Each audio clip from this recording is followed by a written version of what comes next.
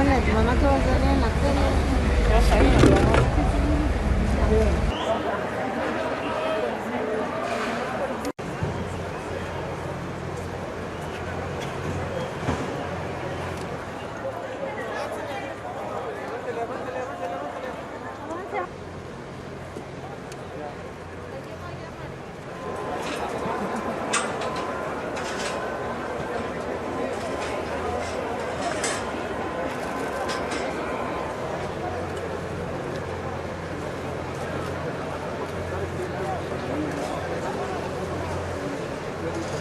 La voz.